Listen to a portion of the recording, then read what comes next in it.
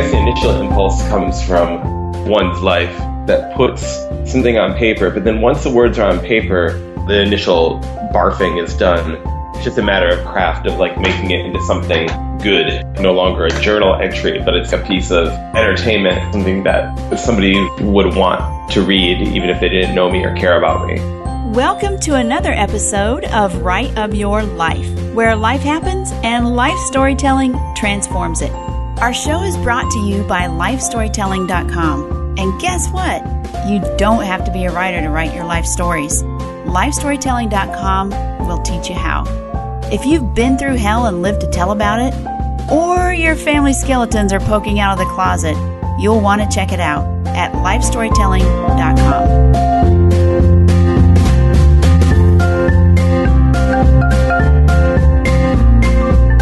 Our guest today is author James Kennedy, who writes teen and young adult books, including The Order of Oddfish.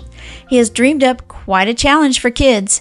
Share the plot of your favorite Newbery Award-winning book in a 90-second movie. The 90-second Newbery Film Festival is an annual video contest in which kid filmmakers create weird movies that tell stories of Newbery-winning books in about 90 seconds.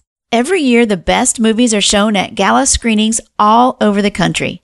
James believes that the ability to get distracted is an easily misunderstood talent and that irresponsibility just might be a secret virtue. James, tell us a little bit more about the 92nd Newbery Film Festival. The Newbery Award has been around since 1922, and every year one book wins the Newbery Medal, and like about 4 or 5 books win Newbery Honor. And you know those books. You see them in the bookstore. They have like the kind of medal on the front, like A Wrinkle in Time or Holes or Charlotte's Web.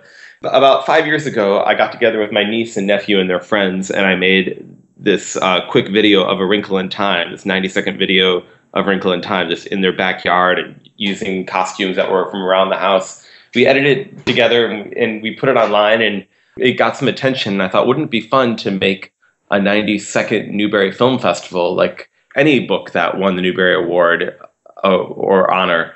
The kids make movies of it all over the country. So I got together with Betsy Bird of the New York Public Library. She was a children's librarian there. We kind of publicized it. The first year we had the film festival just in New York City at the library there, and in Chicago at the library there, and in Portland. And every year after that, we've picked up more and more cities. Excellent. And do you have one in Houston yet? We need to get one here. Yeah, I would love to do it in Houston. So do kids contact you, or do they just submit their video? Yeah, there's a website, 90secondnewbery.com. That's where you find out like all the rules and everything like that. And the kids make their video, and then the due date is usually in like December or January of the year. And they just upload the video to YouTube or Vimeo or whatever, and they send me the link and they tell me what book they did. And then I throw it up on my website. I say some nice things about it. And then when we do the actual film festival screenings, I kind of tweak the show from town to town. I kind of highlight local contributions. So like at the New York screening, I'll show more stuff from New York than elsewhere. But there's usually like 5 to 10 ringers that I show in every town. And one of the things that I really like about the film festival, how it's evolved over the years, is how it's no longer kids just quickly summarizing the book, which is entertaining in itself. But what I've noticed is that kids are more and more putting weird twists on the material, either like doing it in a different medium, like in claymation, or with like shadow puppets, or puppets or cut paper animation, or in Minecraft or something. Or they'll do it in some weird style, like they'll do it in the style of Star Wars with like lightsaber fights. How neat. I got this one version of Ramona and her father, but done in the style of James Bond. or like doing something like Charlotte's Web, but in the style of a horror movie, which makes sense because like the very first line of Charlotte's Web is, "Where's Papa going with that axe?" Right. Like sometimes choosing these different genre choices can actually bring out something about the book that you didn't know before. That's a very cool outlet for kids and teens. It's a plot line that they don't have to try to come up with, right? That's right. But they get to be creative about it. And that's kind of stretching their creativity muscles. Yeah, I don't mind if they kind of like go off the rails a little bit. I got a 92nd Newbery of Mr. Popper's Penguins that was done in the style of a zombie apocalypse. So what is the November or December is the deadline? Yeah, the deadline is usually in December, but I've extended it to January. And then we have the screenings in like late January, February, and March. And I usually do the screening partnered up with some local author. So like in New York, I've done it with John Cheska or Libba Bray, who are two well-known children's authors. Mm-hmm. In San Francisco, I did it with Jenny Holm and Catherine Applegate, who have both won Newbery honors and Newbery awards. Actually, through this way, I've like met a lot of other children's authors and made some friends. Now, you have been writing for a lot of your life. In fact, I read that you started your first story when you were 7. Well, yeah. The reason that I put that up is because I found, like in an old box, the book that I had written when I was 7. When I do school visits, sometimes I show this book just to prove to kids that, like, no matter how bad your first stories are when you're young, you just keep on trying because you can eventually become a published author, because it's the worst book ever. Right. Now, well, you've got The Order of Oddfish now. That's a novel, but is it young adult? Yes. It's middle grade young adults, through high school would be interested in it. And I'm curious as the inspiration for that story. So what the book is about is a girl, Jo, who's found in a washing machine when she's a baby with just this note that says, "This is Jo, please take care of her, but beware, this is a dangerous baby." And you were asking about like what inspired it. Part of the inspiration, I love books like Harry Potter or like Narnia books or Lord of the Rings and all that. But I noticed that for a lot of them, they're always about a young man, or like Star Wars, even like movies too. The premise is always there's a young man who's a chosen one who's going to like save the world. I thought, what if I reversed that and made it be about like a young girl who's like a cursed one who's going to end the world? And that's like an idea that had not been done. And then I also noticed that a lot of like fantasy novels, it always takes place like in a forest or like some enchanted wood, or like people are always going on journeys and they're always going up and down mountains and camping. But like I've spent most of my life in a city, and I've never seen like a fantastical city done to my satisfaction. Right. So I thought, what if I took like Tolkien might make a forest fantastical, do the same thing but do it with a city.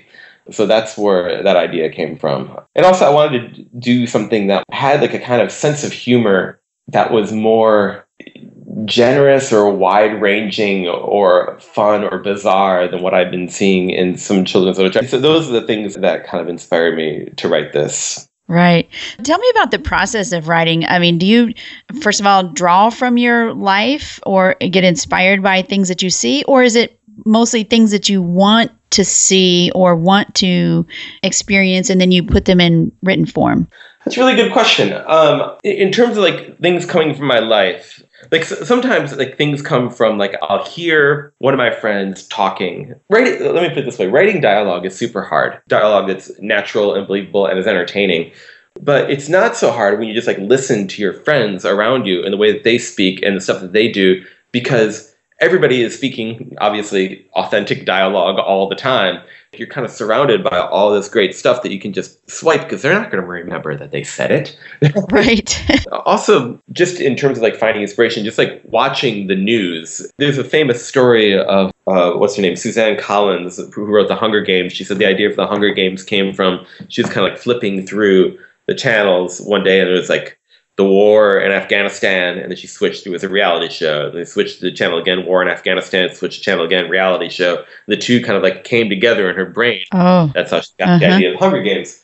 A similar thing happened for me. The villain of the book, of The Order of Oddfish, is this guy called the Belgian Prankster, who's like this kind of like terrifying, kind of 7 foot tall. And he goes around the world doing these terrifying, insane pranks. And he has his own TV show, so he's kind of like a celebrity terrorist. And the way I got the idea from him was that the Belgian Prankster is that I was watching TV, and this is before I even like thought about writing this book, and it was like 1997, and somebody had put a pie in Bill Gates' face. Do you remember this? When somebody I don't. Walked up to Bill Gates and put a pie in his face. I was like, whoa, that's interesting. And then I read newspaper articles about it, and whenever they would refer to him in newspaper articles, they'd always call him a Belgian prankster, blah, blah, blah, blah. Belgian prankster, Belgian prankster. And then I looked into the guy, and I noticed like he puts pies in the faces of people all over Europe that he doesn't like. Oh, my goodness. And he's got this whole group of followers who help him out. And I don't even know if this guy is even still alive. But every time he's referred to the news, it's always Belgian prankster, Belgian prankster, Belgian prankster. So I thought, like, what if somebody graduated from mere like pie throwing and stuff like that to like more and more elaborate supernatural pranks, like, you know, filling the Grand Canyon with pistachio pudding or ending the world. Right. Yeah. So I just named the character the Belgian Prankster and kind of made the story fit that. And so even though the Belgian Prankster is the weirdest character in the Order of Oddfish, he's the one who's most based on a real life person. I can't wait to read this book now. Oh, thank you. It sounds exciting, but I'm wondering if it's really a cool way to write, to take a seed of what's real and then elaborate on it and maybe look at maybe the world through some other lens other than the one you see every day. Oh, yeah. And then once you write the thing, then it becomes part of like the furniture by which you perceive the world. There's a famous story about Tolkien when he made this like elaborate world for like Lord of the Rings and everything. And he was like taking a trip to Venice. And he said, "Oh, it's just like Gondor." He couldn't even like see the world except in terms of the thing that he had created. But in a way, we all do that anyway. Like we all kind of create our own private mythologies and we see the world through that. And we just don't admit it. We just live in our own kind of weird web of overlapping stories that we either get from pop culture or we get from our friends and family or we make up ourselves. That's the only way we can really perceive the world, like through those stories in those terms. Right. Making up your own kind of gives you maybe a little bit more control over that than you would ordinarily have. I like that. Yeah, we think in story, and that's what connects us is story. That makes sense that we would view other things around the world as according to the stories that we've heard and seen. Yeah, absolutely. And what makes people nervous, especially like parents or teachers, they see kids making inappropriate stories and like, oh, no, those stories are bad. But in fact, the kid is like processing the darkness of the world through the story. By making a story about it, you kind of neutralize the thing and you make it safe. Like after 9/11, a lot of kids were drawing pictures of planes flying into buildings. And in one sense, like, oh, that's super creepy. Like, oh, that's morbid. They shouldn't do that. But that's the way that they process it. They kind of make it a piece of art that they can control and they can put in their terms. Like maybe it's like planes crashing into buildings and like a monster or a bunch of TIE fighters in the picture too. Like it's such an unimaginable tragedy and it makes you feel so unsafe. You got to find a way to keep yourself safe. Like when I was in school, I would get in trouble for writing stories that were like too violent or like this is not, appropriate for school. But like I was trying to like come to terms with understanding stuff. Right. That's really interesting. And it reminds me of something a counselor once said to my girls if they had bad dreams or nightmares and they woke up, because your body reacts the same to real life as it does to that dream. And she said, immediately imagine a better ending to that story. So if a monster is coming at you and it's going to kill your family in your nightmare and you wake up, your body is still reacting to that. And so immediately say, okay, cut, that's the movie set, you're a great monster, and finish that story in a much better way, which helps your physical reaction to it. Yeah, that's very true. Yeah. And so I can see that with written stories, maybe that's being that extension of real life and the scary things that actually happen in real life, and maybe writing helps that. And sometimes a kid might say, no, my story is about my family getting killed. And that's how they deal with like the fact that this is what I'm feeling.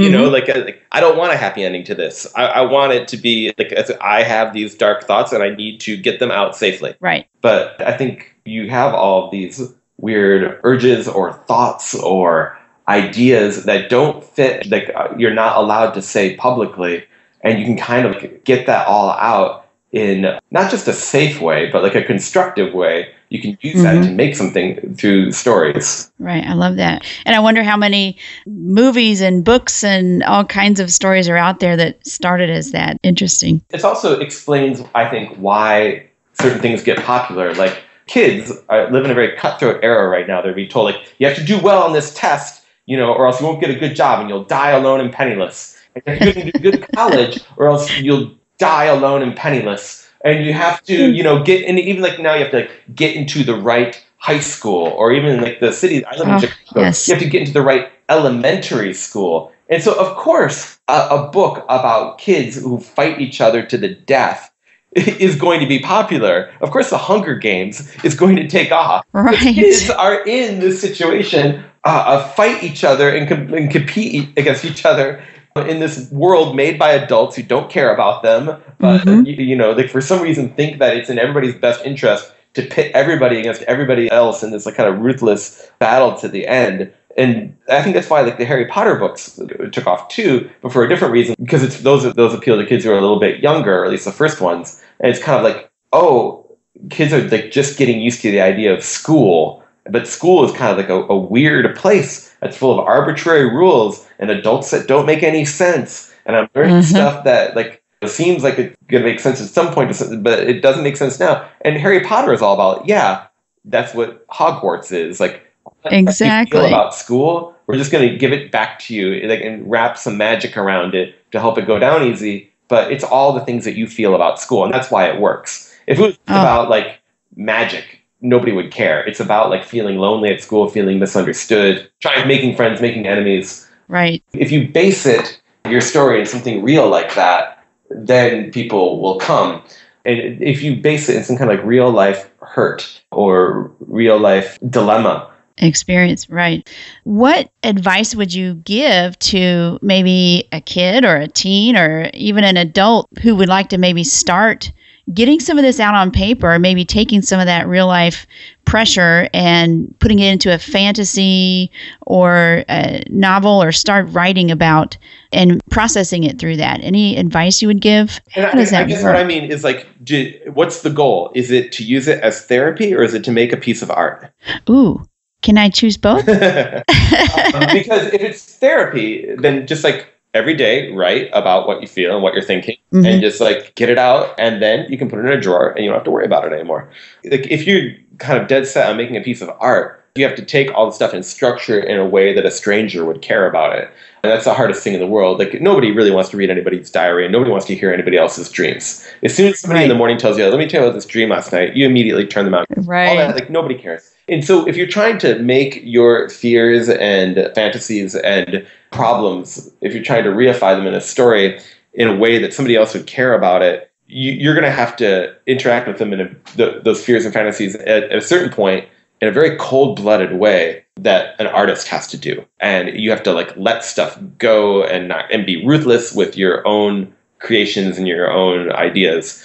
Now, if you're just doing a therapy, yeah, just write and write and write. And then something will eventually probably take shape underneath that. And then maybe that could be turned into a piece of art of some kind. I think whether or not you're making a piece of art or you're doing it as therapy, just doing it every day, I think, is the most important thing. And then once you have like a critical mass of it, because usually when a kid writes, they're not writing for therapy. They don't think that they... Right. If you say, write about your feelings, the kid's going to say, go die. They don't want to. Yeah, boring. They say, like, write about a magical school. They'll say, I can do that. And then they'll immediately reproduce all of their problems in school in that story unconsciously. Oh, there you go. Every summer at Northwestern University, I used to do a science fiction and fantasy writing class. And invariably... then I would not tell the kids to write about their feelings or anything like that. I would just like give them pointers on how to write genre fiction of science fiction and fantasy. But invariably, every single story that the kids wrote would come out as like, I have to go into the dark cave because I need to find my mommy, but daddy's not letting me. And I'm just like, I'm not qualified. This is therapy here. Right. And so like this one kid, I remember, this is like, a kid who was in high school, he was writing this story about this kid who's in college and he's in this fraternity, but the fraternity, like there's like human sacrifice that happens in the basement of this fraternity, and like as a pledge he has to go through with it, but then he gets caught up in all this kind of devilish stuff. And I was like, yeah, I get it. You are taking your feelings about like knowing that at one point you're gonna have to go to college and be part of some gross, awful fraternity with gross, awful hazing rituals, and you're gonna have to go along with it because you want to like have some kind of social standing at the university that you're at. Oh, I've seen the videos and I've heard stories about like there's that one story like at Duke, like they made him eat a Vomelette, which is like an omelet made out of vomit. Yeah, so yeah, make sure that gets in the interview, that part right there. Yeah, okay. So he was feeling He's like, this is something I have to deal with in my future. And so he was like giving a fantastical version of it. Right. And he did not know that he was doing therapy on himself, but he was. That's very cool. Well, James, this has been fascinating and very entertaining, and from Vomelette and before. So yeah. I appreciate it. Could we please name this episode Vomelette? Vomelette, yes. I think the name will be Vomelette. Yes, the Vomelette and Other Tales. James, where can folks reach you? If you go to jameskennedy.com, that's my blog. If you want to find out about the 92nd Newbery, it's at 92ndnewbery.com. 90 Newbery. That's with one R. One R, yeah, right. The 92ndnewbery.com. I tweet at I am James Kennedy, like I am James Kennedy. I'm just finishing up a novel right now, and I'm kind of showing it around, called Bride of the Tornado. And it's much darker and weirder than The Order of Odd Fish. And I think a lot of it, I kind of like hit a creative tailspin when my kids were born. They're 4 and 6 now, and I'm kind of like coming out of it. But for a while, I did not. I would keep on writing, but it just wasn't good. And until I picked up this old story, Bride of the Tornado, and I realized, oh, I'm going to take this old thing and transform it and make it have to do with my experiences now. It's not a story about fatherhood or anything like that, but it does like take all those feelings. It's more of like a grisly Midwestern, Twin Peaks, Cronenbergian body horror novel that is not funny. It's just like straight up horror. But I'm looking forward to getting it out there and then moving on to the next project. I got to start whipping these books out. There you go. Can't wait for that one. Well, James, thank you so much for your insight, and we look forward to what next wave of 92nd Newbery Awards will show. Thank you. Appreciate it. Great information from James Kennedy. At the end of each episode, I peek into the Life Story Toolkit and share information on one particular tool that you might consider using if you're writing or would like to start writing about your life. The Life Story Toolkit is sponsored by lifestorytelling.com, where you can find your life theme, discover where to start writing, and craft your life into a compelling story. This episode's Life Story Toolkit features a cliché finder. As a good writer, you want to eliminate overused cliches from your story. It's much different than a metaphor, which helps clarify concept in a fresh way. Cliches are overused expressions, ones that have lost their meaning over time and don't provide the details needed for great writing. We need to eliminate them because we want to provide original and unique ways to share our stories. The Cliché Finder is an easy way to find cliches in your writing. Just copy and paste your text on the website, and the cliches are highlighted so you can eliminate them. Easy as that. You can find it at cliche.theinfo.org. That's all we have for today. In the last episode, Nick Loper shared how blogging about his side hustle failures brought him success. So if you've thought about blogging about your life, or you're interested in getting a side hustle so you can quit your day job, you might want to go back and have a listen.